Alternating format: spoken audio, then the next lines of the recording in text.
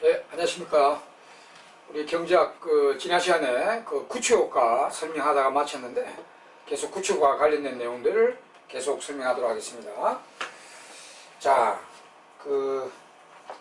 기본 이제 아이스 LM의 구추효과를 이렇게 설명을 드렸단 말입니다. 그죠? 아이스만 보면은 소득이 요만큼 나가는데 이게 Y0에서 Y1까지 나가는데 LM을 고려해버리면 여기 이제 이자율이 따라 올라가기 때문에 이 투자가 떨어져서 Y가 이렇게 되떨어진다. 이게 구추효과다 했습니다. 자, 그러면 우리 책에 보면은 그 밑에 구추효과가 100% 발생하여 기존의 성수효과가 0이 되는 두 가지 경우 이렇게 되는데 이게 여기 이제 성수효과고 이 성수효과를 감퇴시키는 이게 구축인데 구축이 100이 돼가지고요. 구축이 100% 돼가지고 기존의 성수효과를 제로로 만드는 경우 이렇게 나왔죠. 그 두 가지 그려져 있는데 두 가지 적혀 있는데요. 이 두 가지만 봐서는 안 되고 6가지를 봐야 돼요. 6가지. 그러면 어디로 가시냐면은 우리 445페이지에 앞에 그림 6개 그리 놓으시라 했죠. 그 그림 6개에서 구추효과가 크냐 적으냐 거기서도 이야기돼야 됩니다. 이 구추효과가 크냐 적으냐 우리 그림 6개 그리 놓은 거 있죠. 445페이지에 책에 여백에다가 그 그림으로 구추효과도 같이 공부하시는 겁니다. 처음 그림이 아이스가 수직적이고 LM이 수평인 그림, 이게 이제 상대적으로 재정이 효과적인 케이스예요. 반대 이제 아이스가 수평적이고 LM이 수직이면 재정이 효과적인, 금융이 효과적인 케이스. 그 다음 이제 아이스 완전 수직선. 그 다음에 LM 완전 수평선. 자, 이 두 개는 이제 재정만 효과 있고 금융은 효과 빵. 그 다음 이제 아이스가 완전 수평선. LM이 완전 수직선. 이렇게. 그림 6개 그림 놓은 적 있죠? 앞에. 여기서 이 그림 6개 모두에 이제 구축이 크냐 적으냐 이것도 아셔야 된다. 자, 빨리 공부하는 방법은 앞에 이 구축효과가 뭐라 했습니까? 재정정책의 능력을 재정의 능력을 아까 아이스 능력이죠. 아이스의 능력을 상쇄시키는 거 아닙니까? 그죠? 아이스의 능력을 상쇄시키는 효과다. 그러면 우리가 요 그림 6개 중에 요 위에 그림 3개가 재정이 효과적인 케이스죠. 재정이 상대적으로 효과 있고 재정이 효과가 100%인 경우죠. 그러면 여기서 구축효과가 크냐 적으냐? 그럼 이거는 구축이 적은 겁니다. 재정이 상대적으로 효과적인 거 아닙니까? 그럼 구축은 적다고 해야 되죠. 이거 적어놓으세요, 여러분. 같이 구축과도 반드시 이 그림에다가 같이 적어놓으세요. 이거는 구축이 적은 케이스입니다. 구축이 적어요. 그래서 재정이 상대적으로 효과적인 겁니다. 구축은 금융정책의 효과 상쇄에는 이야기 안 합니다. 재정, 아이스 이동정책, 재정정책의 효과를 상쇄시키는 것으로 구축과를 이야기한단 말입니다. 그러니까 이거 재정이 효과적이죠. 그럼 구축은 적다. 요 두 놈은 뭐냐? 재정이 효과 100%잖아요. 그러면 구축이 빵이요. 구축이 전혀 일어나지 않는 케이스입니다. 구축 효과가 빵. 그럼 재정정책의 성수효과가 100% 나타나는 거예요. 그 다음에 이거는 재정이 효과 떨어지는 케이스죠. 그럼 구축은 크다 이러는 거죠. 구축 효과가 크다. 이렇게. 요 두 놈은 재정이 효과 빵이죠. 그럼 구축이 우리 책에도 나타나죠. 구축 효과가 100%예요. 100%. 그래서 재정의 효과가 빵이 되는 것입니다. 예? 이렇게 구축과도 같이 물어봅니다. 여기서. 그래서 이게 이 그림 6개 앞에도 설명드렸다시피 얼마나 중요한가. 12장에서는 거의 50% 이상의 이론을 커버하는 그림이 요 6개 그림입니다. 자, 제가 이제 잠깐 보여드릴게요. 요거 재정이 효과적이고 구축이 적죠. 요 그림 한번 보시면 LM이 요렇게 되어 있단 말입니다. 그럼 아이스를 요만큼 당기면 아이스를 보면은 요만큼 성수가 나가는데요. LM을 고려한 구축은 상당히 적죠. 그죠? 그럼 요거는 구축이 굉장히 큰 케이스입니다. 한번 보세요. 아이스를 이만큼 당겼어요. 아이스는 이만큼 나갔는데 LM을 고려한 구축은 이만큼 발생해서 굉장히 구축이 큽니다. 재정의 효과가 떨어지는 거죠. 이 두 놈은 그 구축이 빵이요. 왜? 이거 아이스 나가는 만큼 나가죠, 소득이. 이것도 아이스가 이동하는 만큼 아이스 원래 성속가만큼 소득이 증가됩니다. 구축이 전혀 일어나지 않는 케이스입니다. 이 두 놈은 구축이 100이 누구세요? 아이스를 땡기면 이만큼 나가는데 LM을 고려한 구축은 완벽하게 100% 나가는 거예요. 소득이 하나도 증가되지 않습니다. 이것도 아이스만 보면 이만큼 나가지만 LM을 고려하면 완벽한 구축이 되어버립니다. 이게. 구축이 100. 네? 구축이 크다. 구축 적다. 구축이 없다. 이렇게 재정정책의 효과를 상쇄시키는 게 구축입니다. 그러니까 이게 위의 것들이 재정이 효과적인 것들 아닙니까? 그러니까 구축이 적은 것들이고, 이거는 재정이 효과 떨어지고 금융이 효과적인 케이스죠. 재정이 왜 효과 떨어지냐? 구축이 커서 그런 거예요. 구축이 크고 구축이 100%. 그래서 재정이 효과가 없는 겁니다. 반드시 적어 놓으세요. 요 그림 옆에다, 그림 6개, 구축이 적다, 구축이 빵이다, 구축이 크다, 구축이 100%다. 다 시험에 물어집니다. 알겠죠? 자, 그래서 그림 6개를 다시 공부하시고, 다시 우리 페이지로 돌아옵시다. 450페이지를 다시 해보아서, 마지막 구축과의 마지막 내용이냐, 구축과와 관련된 논쟁거리. 논쟁거리는 뭐 이제 학파가 이야기죠. 논쟁거리는 뭐 굉장히 쉽습니다. 그러면 이 구축효과는 누가 강조하는 효과겠어요? 여러분, 구축효과가 재정의 효과를 상쇄시켜서 재정의 효과가 떨어지게 만드는 효과입니다. 그럼 이거 누가 강조하냐? 통화주의라는 고순파겠죠. 아니, 케인즈가 재정의 효과적이라는 학파 아닙니까? 그럼 자기들이 구축효과를 강조해버리면 자기 우물 파는 건데. 우물 파고. 그러니까 재정의 효과 떨어진다, 이걸 강조하는 그 통화주의자들이 굉장히 강조하겠죠. 구축효과. 근데 이 케인즈 이제 통화주의가 고순파들이 이제 이 구축효과에 이거 전국식 증가시키면 소득이 늘어나는데, 이 늘어난 거를 이제 화폐 금융에 영향을 주가 거래적 동기 화폐수가 증가되면서 이자율이 올라가가지고, 이자율 올라간 게 포인트죠. 기업들 투자가 떨어져서 Y가 대떨어지게 한단 말입니다. 이게 구축인데요. 크라우딩 아웃 이펙트인데, 이 효과를 이제 통화주의를 비롯한 고순학파가 엄청 강조하겠죠. 너 잘 만났다고 막 케인즈를 공격하는데 엄청 사용하겠죠. 예? 예, 이제 고순파들이 강조합니다.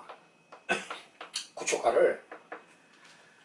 근데 케인즈는 이거 듣고 있다가요, 자기들이 이걸 강조해버리면 우물 파는 거니까 아무 소리 안 하고 가만히 있습니다. 자기들 보니까 이거 일어나거든요. 자기들 물론 이게 적게 일어난다는 주장인데, 일어나긴 일어나는 걸 이제 자기들도 안단 말이죠. 그러니까 내심 상당히 고민합니다. 큰일 났다 싶습니다. 케인즈파들이. 이 구축효과 일어난다, 이거. 뭐 적게 일어난다고 하지만 일어나거든요. 그러니까 자기들 재정정책의 효과적이라는 자기들 견해를 많이 상쇄시키는 거니까 상당히 고민을 합니다. 고민을 하더만은 이 고순파들이 계속 이제 케인즈를 두드리는데, 케인즈 집안에 이게 공격하는 걸 많이 활용합니다. 그러다가 이제 이 케인즈파들은 또 머리가 굉장히 좋잖아요. 이걸 이제 반박하는 효과를 또 들고 들어옵니다. 이 구축을 반박하는 효과를 들고 들어오면서 그때서 구축이 일어난다고 인정해 주게 됩니다. 케인즈들도. 그럼 뭘 들고 들어오냐? 구입효과를. 구입효과. 이 구축효과의 반대, 이걸 상쇄시키는 반대효과죠. 크라우딩 인 이펙트, 구입효과, 흡인효과라는데, 그걸 들고 들어옵니다. 그 뭐냐면은, 요거 정부 지출로 이거 올리면 이것도 일어나는데, 이것도 일어난다, 인정해준다. 근데 소득을 한번 올려버리면, 우리 10장에서 투자함수론 중에 가속도 이론을 배운 적 있죠? 가속도 이론, 요 케인즈 학파 투자 이론입니다. 케인즈 투자 이론은 내부승일법 이론이고, 가속도 이론, 이것도 케인즈 학파 투자 이론입니다. 가속도 이론을 인용해가지고요, 가속도 이론에 의하면 투자 결정 변수가 뭐죠? 소득이나 소비의 증가죠. 투자 결정 변수가. 그러니까 최초의 정부 지출 소득을 올려놓으면은 국민들이 소비를 늘리고 하니까 기업들이 유발 투자를 늘린다는 거죠. 가속도 이론이 바로 그거잖아요. 기업들이 유발 투자를 하는 게 국민들이 소득이 늘고 소비를 늘리기 때문이다. 그래서 기업들이 유발 투자를 늘린다는 게 가속도 이론이죠. 그러니까 이 가속도 이론을 이용해가지고 유발 투자가 또 는다. 그러면 또 소득이 또 올라가는 거 아니냐 이거죠. 이게 이제 크라우딩 인 이펙트, 흡인 효과, 구입 효과랍니다. 구입 효과, 흡인 효과라는데, 이걸 이제 케인지 파드에 들고 들어와가지고요, 강조하면서 통화주자들한테, 야, 너희들 아웃 강조하는데 이거 인증해줄게, 이거 일어난다 인증해줄게, 근데 이것도 일어나는 거 아니냐, 이것도 크라우딩 인도 일어난다. 그러니까 이 크라우딩 인이 크라우딩 아웃을 서로 상쇄한다. 그러니까 최초의 정부 재정 정책은 여전히 효과 있다. 이렇게 또 케인즈파들이 또 주장을 합니다. 이렇게 이제 두 집안이 막 싸웠죠. 네. 근데 여기 이제 현실에는 다 일어납니다. 이게 일어나고 이것도 일어나요. 근데 어느 것이 더 크게 일어나는 그게 문제겠죠. 상황에 따라서. 그럼 제가 안 물어보죠. 책에도 적혀있죠. 크라우딩 아웃은 언제 잘 일어나냐? 그 공부를 이렇게 하세요. 이게 학파간, 지파간 연결을 하세요. 크라우딩 아웃이 잘 일어날 수 있는 상황이 언제냐? 그런 문제가 나왔는데 그 그림 6개에서도 낼 수 있어요. 우리 앞에 그림 6개. 밑에 하단의 그림 3개가 구축이 크게 일어나는 거죠. 그런 게 보기 있으면 그게 답이에요. 근데 그런 보기가 없을 때, 그 그림 6개에 대한 이야기가 없을 때는 어떻게 답을 하냐면, 크라우딩 아웃이 언제 잘 일어나냐? 이제 이 크라우딩 아웃은 고준파들이 잘 주장하는 이론이지. 그럼 고준파 이론이 잘 적용되는 상황이 언제였죠? 호황 때, 또 완전고용 근접 때, 그때 크라우딩 아웃이 잘 일어나는 것으로 확인되어 있습니다. 그 그림 6개도 있지만 우리 그림 6개에서 하단의 밑에 그림 3개가 물론 복이 있으면 그 답입니다. 그 구축이 잘 일어나는 케이스들 아닙니까? 하단 그림 3개. 그것도 답인데 그런 것이 복이 없을 때는 크라우딩 아웃은 언제 잘 일어나냐 하면은 고준파들이 주장하는 내용이다. 그 고준학파 경제학자들은 언제 잘 적용되냐? 여러 가지가 있지만 여기서는 호황이거나 완전고용 근접 때 구축이 잘 일어납니다. 그리고 반대로 크라우딩 인은 언제 잘 일어나냐? 이거 케인즈파 강조하는 이론이거든. 크라우딩 인 이펙트는 케인즈파가 강조하는 이론이니까 케인즈파 경제학이 잘 적용되는 케이스가 극심한 불황 때입니다.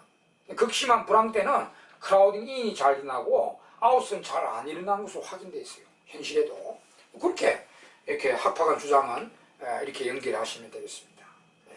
자, 그게 이제 이 구축과 관련된 논쟁거리 좀 이렇게 이야기했습니다. 자, 그러면 거의 뭐 이제 다 됐고, 그 밑에 우리 큰 3번에 ISLM 모델의 한계가 나오죠. ISLM 이론의 한계가 많습니다. 많은데, 뭐 그거는 안 보셔도 됩니다, 여러분. ISLM 이론의 한계라고 이제 적혀 있는 거 끝까지 안 보셔도 되고요. 그 다음 파트로 넘어가시면 됩니다. 자, 이제 12장의 4절에 이제 우리 재정정책과 금융정책, IS에 이동하는 정책인 재정과 정부가 하는 재정과 LM을 이동하는 중앙은행이 하는 금융정책을 여러모로 이 총수요관리정책 두 정책이잖아요. 그리고 총수요관리정책, 재정금융 이 두 정책을 여러 면에서 비교하는 절이 이 4절입니다. 재정정책과 금융정책. 자, 재정과 금융을 여러모로 비교를 해보도록 하겠습니다. 자, 첫 번째는 학파간 견해 비교 나왔어요. 자, 4절에 우리 재정정책 대 금융정책 이걸 이제 비교하는데요. 첫 번째, 학파간 견해 비교. 책이니까 뭐 쭉 돼 있는데 우리 앞에 그림 6개로 그대로 대변하면 됩니다. 학파간 견해 비교. 학파, 케인즈 학파하고 통화주의 학파죠. 고준파 중에 통화주의 학파, 그 다음에 케인즈 학파가 견해인데 그 그림 6개에 다 집약되어 있잖아요. 그 위에 3개 그림은 케인즈 학파 거, 밑에 3개 그림은 통화주의 학파 거. 이미 다 적어놨죠. 그거로 대신하면 됩니다. 학파간 견해. 물론 뭐 책에 그 그림 6개를 집중적으로 설명하고 있습니다. 뭐 굳이 뭐 관심 있으시면 한번 읽어보시든지 굳이 안 보셔도 됩니다. 그림 6개로 다 대변됩니다. 다 대신해야 되니까 그 그림 6개로 잘 기억해 두세요.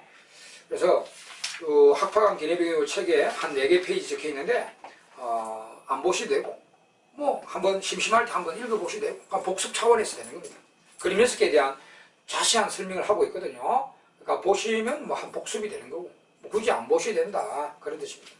그래서 학파간 견해비교는 그 교재 456페이지까지 그 참고 456 참고 위에까지 다 안 보셔야 됩니다. 그 그림 6개가 이야기입니다. 자, 그럼 이제 456에 있는 그 참고 있죠. 참고. 학방한 개념은 그림 6개로 6가지 또 대변하시면 되고요. 자, 그 456에 있는 이제 참고 내용이 피구 효과의 의의라 되죠. 자, 여기서 요 피구 효과 요거 이제 완전 종합 정리하겠습니다. 피구 효과. 자산 소비 효과죠. 실질 장고 효과. 이거 앞에서 몇 번 이야기해 왔죠. 그죠? 그걸 여기서 종합 정리합니다. 피구 효과, 자산 소비 효과, 부의 효과라고 그러는데 이건 어떤 경제학적인 정책상의 함의를 갖고 있나 그죠? 여기서 종합 정리하는데요.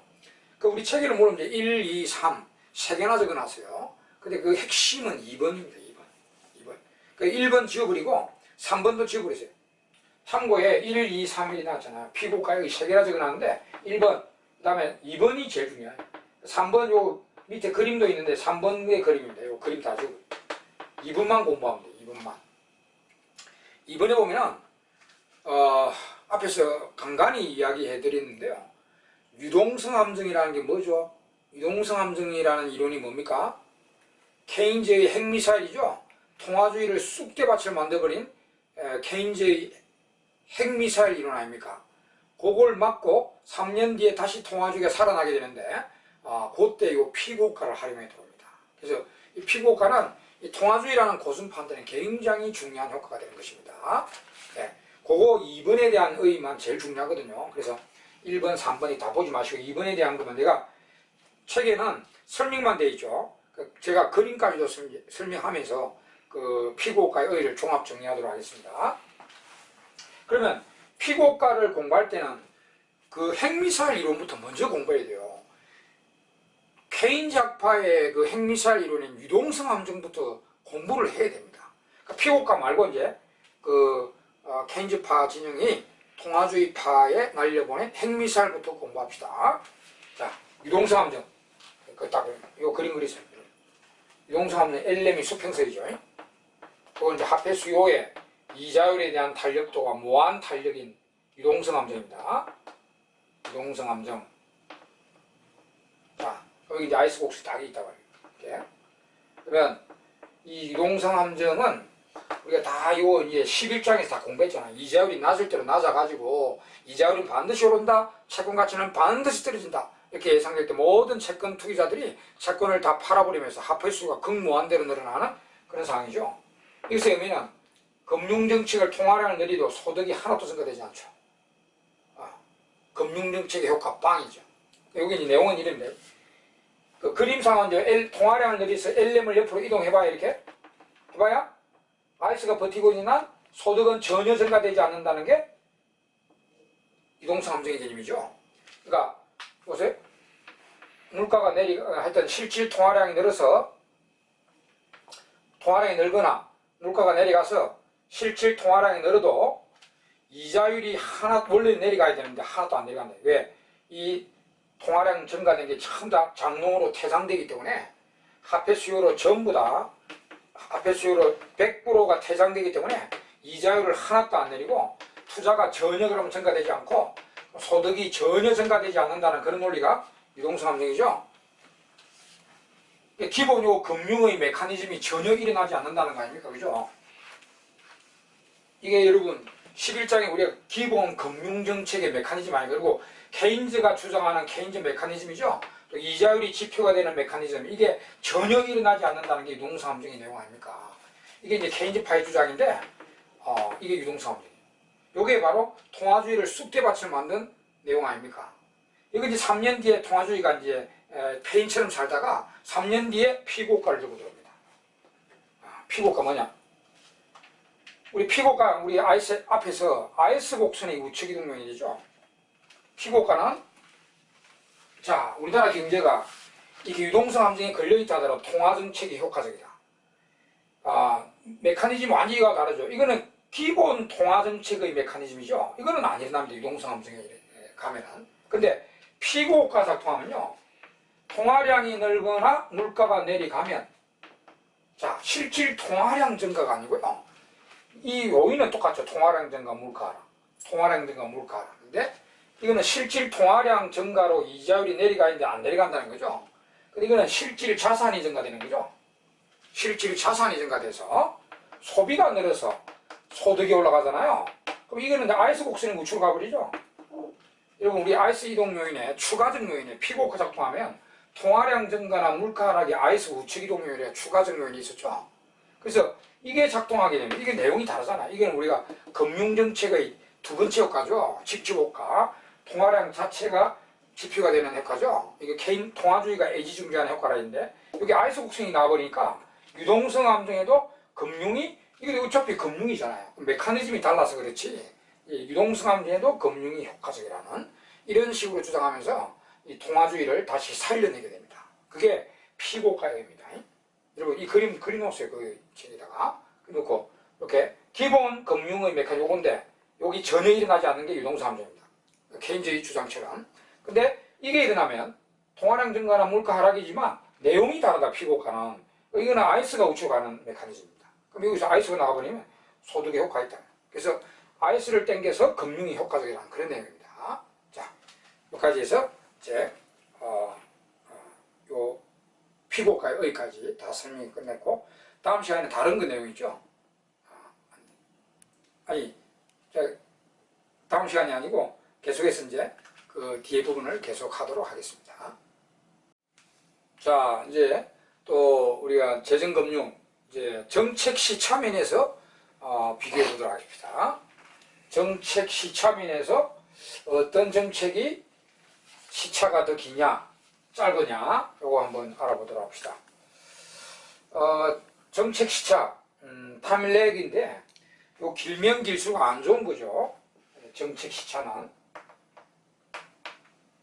자, 우리 이제 큰 이번에 정책 시차 면에서 재정이 긴지 금융이 긴지 비교하는 겁니다. 정책은 이제 정책 시차는 정책을 펼칠 때하고 이제 펼치려고 할 때하고 이 효과가 나타나는 최고 그 시간적 갭인데 여기 길면은 안 좋죠. 왜? 경제가 변질된 다음에 효과가 나타나니까 설상가상될 수 있는 그런 내용 아닙니까? 그래서 정책 시차가 길면 안 좋은 겁니다. 그러면 어느 정책이 더 기냐 이걸 알아보기 전에 먼저 정책 시차의 종류부터 한번 봅시다. 종류. 정책 시차의 종류는 크게 이제 내부 시차, 외부 시차 이렇게 나눠지고요. 내부 시차에는 인식 시차와 실행 시차가 있습니다. 이렇게. 자, 인식, 실행, 내부. 그다음 외부 시차는 다른 말로 효과 시차라 하기도 합니다. 자, 이런 시차의 종류가 있는데 먼저 인식 시차는 말 그대로 우리나라 경제가 어떤 상황인가를 인식하는 데 걸리는 겁니다. 무슨 정부가 정책을 펼치려면 우리나라 경제가 현재 어떤 상태인지 정확하게 알아야 되잖아요. 그래야 올바른 정책이 나가잖아요. 그래서 우리나라 경제가 지금 상황이 어떻게 돼 있는지 정확하게 인식하는 기간인데 요거는 뭐 재정이든 금융이든 인식기간은 다 똑같고요. 경제 상태를 인식하는 데 걸리는 기간입니다. 재정이냐 금융이냐 이렇게 말할 수 없는 거고. 자, 실행시차가 뭐냐? 실행시차. 자, 여기서 우리나라 경제가 심각한 불황이라고 인식되었습니다.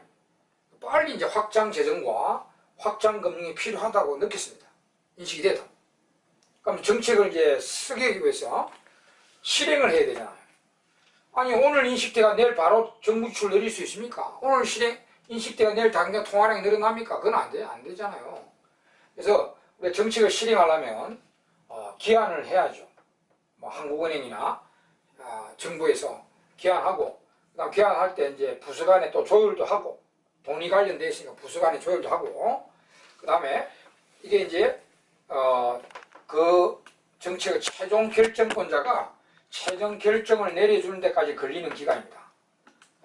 정책을 하자고 기한하죠, 부서 간에 조율도 하죠, 그 다음 최종 결정권자가 결정까지 내려주는 데까지 걸리는 기간이 실행시차입니다.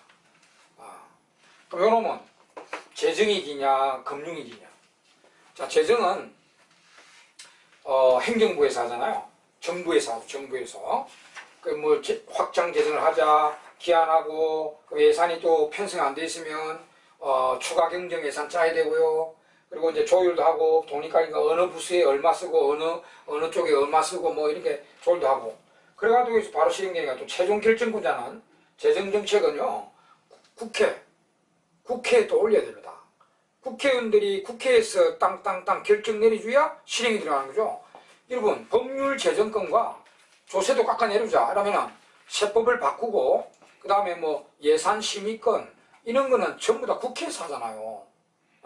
그래서 국회의원들이 또 결정을 내려줘야 돼. 행정부에서 이렇게 기한하고 조율하고 해도 올리나도 국회의원들이 결정을 안 내려주고 하면은 안 된단 말이에요. 우리 얼마 전에 뭐 예산안 심의해달라 뭐 정부에서 얼마나 추경 예산이죠. 그걸 이제 국회에 올린데 국회의원들이 뭐 결정을 안 해준다면은 실행이 못 들어가는 겁니다.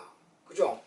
그거 하는데 걸리는 기간이요. 그리고 이제 금융은 이제 기준금리 내리자, 올리자, 통화량 내리자, 줄이자. 이런 이제 최종 결정권자는 중앙은행에 우리 한국은행의 최종 의사결정기구인 금융통화위원회입니다.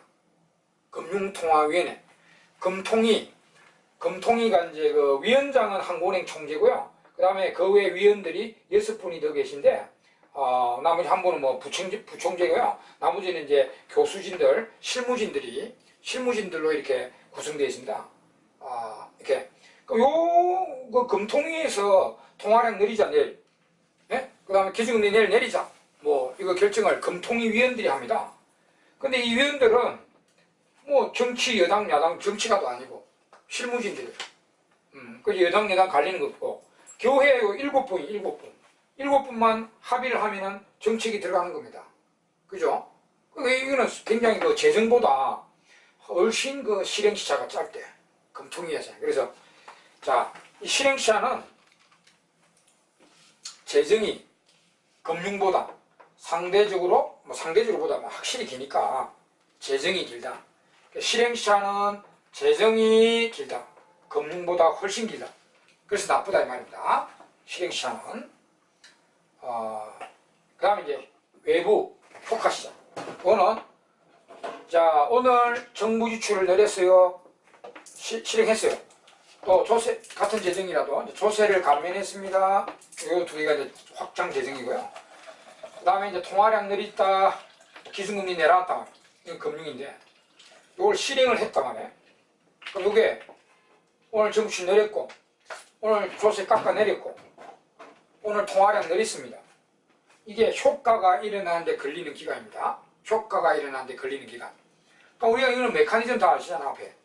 정부 지출 증가는 이게 정부 소비 투자 지출이잖아요. 이게 정부가 소비했고 정부가 투자를 했잖아요. 이게. 그러면 바로 소득이 올라갑니다. 바로 효과 나타나죠. 자, 그럼 조세 감면으로 효과가 나타나려면 조세 감면 자체가 소득 증가 아니잖아요. 우리 조세 감면 받은 돈으로 국민들이나 기업들이 소비를 늘리거나 투자를 늘려줘야 되죠. 조세 감면 받은 돈으로 소비를 늘려줘야 소득이 올라갑니다. 그럼 여기 이제 소비가 늘어나는 한 단계를 거쳐야 됩니다. 이거는 정부 소비 투자하니까 바로 소득이 올라가는데 조세 감면으로 해서 우리 국민들이 소비를 늘려줘야 된다는 거죠. 그래야 소득이 올라가는 거고. 그 다음에 이제 통화량 증가로 소득이 올라가려면 일단 이자율이 내려가야 되죠. 이자율 내려갔다 해서 소득이 올라가는 게 아니고 기업들이 또 투자를 늘려줘야 되죠. 그래서 소득이 올라갑니다. 이거는 두 단계나 거쳐야 돼요. 두 단계나 거쳐서 효과 나타나고, 이거는 한 단계, 이거는 바로 다이렉트. 그래서 요놈이 바로 이제 효과시차라고 보면 돼요. 요거 실행했을 때 소득이 올라가는 효과가 나타나는데 걸리는 기간입니다. 요거는 이제 재정 쪽으로 갈수록 짧죠. 금융이 길죠. 아니죠? 재정도 조세 감면책보다는 정부출이 덜 짧고요. 조세 감면이 길고, 통화량 증가가 가장 길죠. 그래서 이 외부 효과시차는 금융이 길다. 그래서 나쁘다. 이렇게 되는 겁니다. 자, 이렇게. 이거 간단합니다. 그냥 시차 종류 공부하시고, 실행은 재정이 길고, 외부 시차는 금융이 길다. 자, 이게 이제 비교가 끝났는데, 그 뒷페이지 살 가보시면, 이제 여기서 자유재량 재정과 자동 안정 재정 장치라는 게 나오는데, 요 재정금융을 비교하는 거 약간 벗어났어요.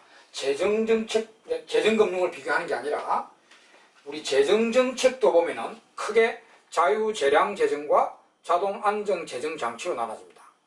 그 두 재정정책에 대해서도 비교를 하고 있죠. 재정정책을 또 나눈 겁니다.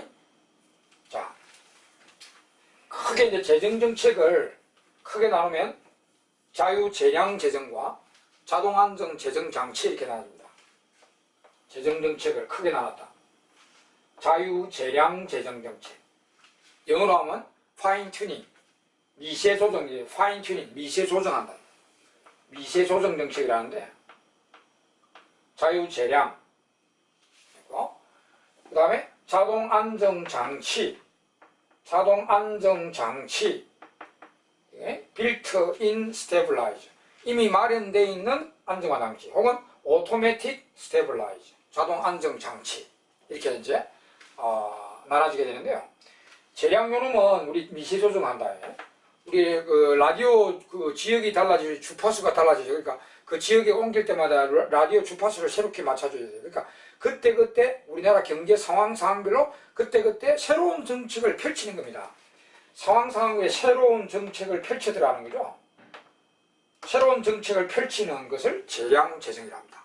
호황 때, 불황 때, 그때그때 정부가 새로운 재정 정책을 펼치는 거죠. 이게 자유재량, 혹은 이제 이걸 적극적 재정정책이라고 하죠. 적극적 재정정책. 이거고요. 이놈은 장치가 이미 마련되어 있고요. 그 장치가 저절로 알아서 경기를 잡아준다는 말입니다. 이거는 정부가 그때그때 요것처럼 새로운 정책을 펼치는 게 아니고 이 장치를 마련해 놨어요. 이 장치가 저절로 정부는 새로운 정책을 펼치지 않고 이 장치가 알아서 경기를 잡아준다는 거죠. 이거는 소극적 재정정책이라고 부릅니다. 자, 같은 말이에요. 자동안 재정장치는 소극적 재정정책, 자유재량은 그때그때 새롭게 정책을 펼쳐버리니까 적극적 재정정책, 이렇게 이제 부르는데요.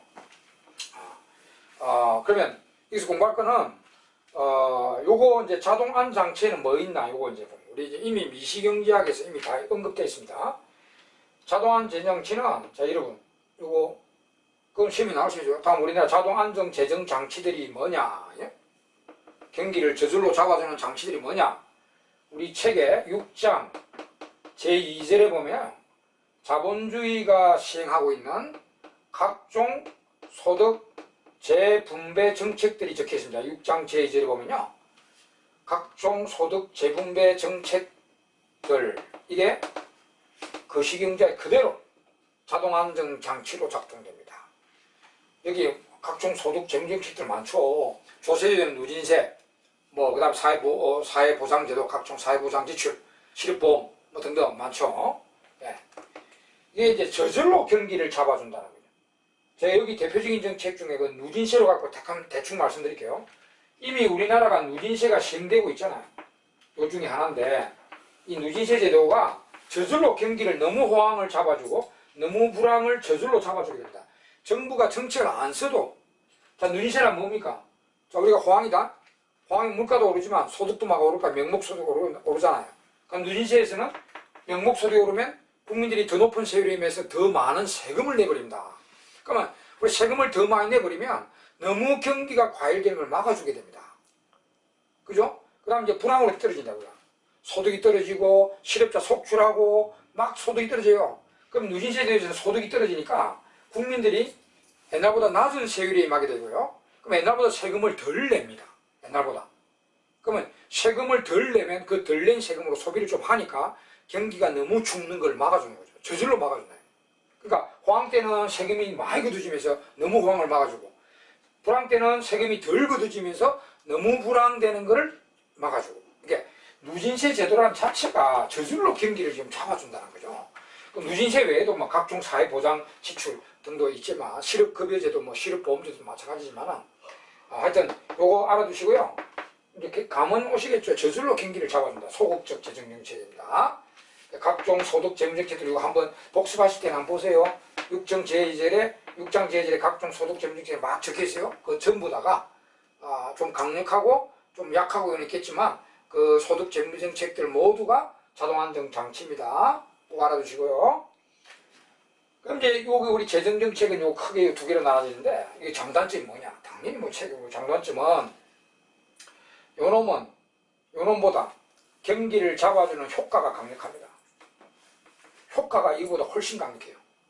이거는 우리가 보통 이제 브레이크, 경기를 국면을 전환시키는 핸들 기능은 안 되고 브레이크만 좀 잡아준다 이렇게 하고요. 요거는 완전 국면을 호황을 불황을 뭐 호황으로 이게 국면을 전환시킬 수 있는 효과가 강력한 정책이다. 요거는 효과가 미약해요. 호불항을 잡아내는 효과가 좀 미약한데, 근데 이거의 단점이 뭐냐면은 요 앞에 얘기했죠. 시차 문제가 심각합니다. 시차 문제가 심각하겠죠. 그때 새롭게 정책을 펼쳐져 나가면 인식시차 길고 실행시차 엄청 깁니다. 효과시차도 길고요. 근데 이놈은 시차 문제가 없다는 거죠. 시차 문제가 거의 없다는 거죠. 왜? 인식시차가 필요하나요? 특히 실행시차가 필요 없잖아요. 이미 장치가 마련되어 있는데. 그리고 효과시차도 매우 짧습니다. 효과시차도. 그래서 이게 장점이네. 시차가 없다는 게 장점이고, 그러나 효과는 요거보다는 미약하다. 이렇게 이제 서로 비교해서 공부하시고요. 그럼 우리가 재정정책을 사랑한 케인즈파, 재정정책을 굉장히 강조했잖아. 케인즈파. 재정정책을 사랑한 케인즈파는 이 두 가지 재정정책을 전부 다 품에 안았을까요? 아닙니다. 케인즈파는 냉정합니다. 이거 재정정책, 이것도 재정정책인데 이거는요 케인즈파가 버립니다.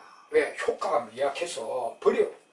우리 호랑이가 새끼를 놓으면 약한 새끼는 호랑이가 자기가 죽여버리죠. 왜냐하면 약하니까 어차피 다른 뭐 하이에나나 사자나 다른 맹수들한테 먹힌다는 그거보다는 자기가 죽여버립니다.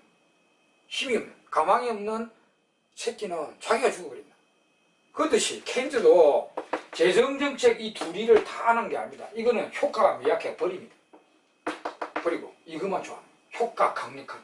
뭐 시차 문제가 있지만 한 방에 가버리는 이 재량을 케인즈가 좋아합니다. 재량 정책, 재량 재정을 좋아합니다. 자동 안정 재정 장치는 안 좋아합니다. 케인즈가. 그럼 이렇게 설명드리니까 와 그럼 이 버려진 자동 안정 장치 고순파가 좋아하는 거네요? 고순파가 좋아하는 거네요? 아닙니다. 재정입니다. 재정입니다. 이 케인즈가 그냥 버린 거지 이걸 고순파가 가져간 건 아니에요. 그러니까 재정은 아예 고순파는 관련 없어요. 예? 그러니까 케인즈가 그냥 안 좋아했다 이거지 이걸 고순파들이 좋아한다 이건 아닙니다. 하여튼 케인즈는 재정 좋아하고 재량 재정을 좋아합니다. 하여튼 케인즈파는 정부가 신이잖아요. 신, 재량 그때 막 정부가 새롭게 정책을 펼치는 이런 적극적 재정 정책을 좋아하는 겁니다. 자, 이렇게 이제 쭉 자동안 장치 이제 설명했고요.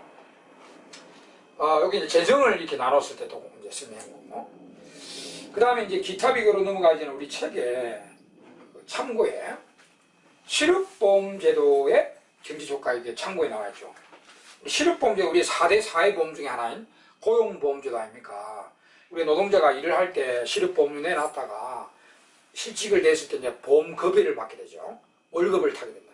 다음 구직활동을 할 동안에 이제 생활의 안정을 소득을 보상받는 실업보험제도의 전체 경제적 효과를 5개로 정리해놨습니다. 이건 뭐 미시경제학도 관련되어 있고 거시경제학도 관련되어 있고 이것도 꼭 봐야 됩니다.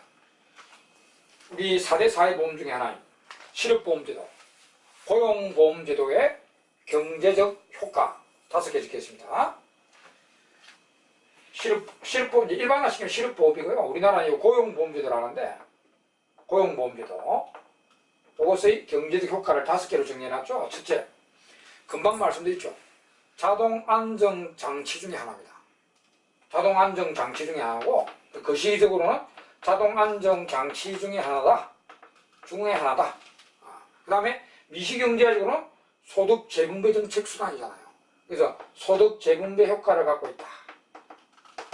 실업자가 저소득자라 보는 거죠. 실업자니까 돈이 없지 먹고 살기 힘들잖아요. 그 사람들의 소득을 보상해 주니까 이 소득재분배 효과를 갖고 있습니다. 거시경 자동안정장치 중에 하나고요. 우리 책에 보면 소득재분배 효과를 갖고 있다 해서 요 1번 원론적으로 실업자 소득 보상한다. 그러기 2번에 보면 뭐 희한한 이야기 되죠. 이건 너무 깊이 들어간 거예요. 보험 논리까지 같이 들어갔는데 요까지 요 2번은 1번만 아니고 2번을 지워버렸어요. 이거 보험 이야기까지 세부적으로 들어간 내용이니까 그거는 한 6줄 적혀있네. 그 보험 논리 이야기야. 5줄 정도에 삭제하시고요. 그 다음에 3번에 가정주부, 특히 이제 가정주부 이 노동자가 아니죠. 경제활동인 거 아니잖아. 가정주부 같은 사람이 그 노동시장에 참가하는 장점을 가집니다. 가정주부는 경제활동 하게 되면 가사를 많이 포기하게, 그 기회비용이 크죠. 근데 실업보험제도가 시행 안 되는 노동시장에는 들어오고 싶어도 안 들어옵니다. 가사를 다 포기하고 들어왔다가 고용되다가 일하다가 뭐 경기 좀 안 좋으면 뭐 해고되고 실직되니까 기회비용이 너무 컸어요. 노동시장에 참가하고 싶어도 안 들어온단 말이에요. 근데 실업보험제도가 시행되면 안전장치예요. 안전장치니까 이 가정주부 같은 사람들, 노동자가 아니었던 사람들이 노동시장에 참가하는 장점을 갖게 됩니다. 그 다음에 이제 네 번째는 이제 우리 미시에도 배웠죠. 실업보험에 가입해가지고 우연히 실직이 됐어요. 보험급여가 나오니까 적극적 구직활동을 게을리하죠. 이건 도덕적 A단 말이에요. 미시에도 배웠죠. 도덕적 A로 이게 적극적 구직활동을 게을리한다. 이게 이제 무슨 의미를 갖고 있냐면 기존의 노동자들은 실직이 됐을 때 적극적으로 구직활동을 게을리하니까 이 기존의 노동자 노동 공급이 떨어지는 결과를 가져요. 그리고 이게 이제 자발실업이 늘어나게 하는 이유가 돼요. 거시경제학적인 측면이 있죠. 자발실업을 늘리기도 하고, 이 자발실업이죠. 자발실업을 늘리기도 하고, 기존에 일하는 자를 실직이 돼서 빨리 구직활동을 안 하는 노동 공급이 좀 저해되는 측면이 있습니다. 그럼 여기 보면은 우리나라 전국의 노동에 미친 효과는요, 가정주부 노동자 아니었던 사람들은 노동에 참가해서 좋고 노동 공급이 증가되는 측면이 있는데, 기존의 노동자들이 실직이 돼서 빨리 구직활동을 게을리하니까 이거는 노동이 또 떨어지는 측면이 있으니까 전국적으로는 노동이 공급이 어떻게 될지 알 수가 없습니다. 이건 나쁜 점이고 이건 좋은 점이고. 또 마지막으로 이제 상대적으로 고용이 불안정한 산업이 상대적으로 성장할 수 있죠. 우리가 대학 졸업해갖고 고용이 불안정한 산업에 능력 있는 노동자들이 지원을 안 하잖아요. 근데 상대적으로 고용보험이 있다면은 이 능력 있는 노동자들이 고용이 불안정한 산업에도 좀 몰려들 수 있으니까 상대적으로 좋다. 뭐 그런 나아진다는 그런 효과입니다. 자, 여기까지 이제 했고요. 다음 시간에 이제 기타 비교 몇 개 남은 거 있어요. 그리고 그 뒤에 리카르도 대등정리와 관련된 아주 또 중요한 내용이 남아 있습니다. 그 두 개 부분은 다음 시간에 계속 하도록 하겠습니다. 수고하셨습니다.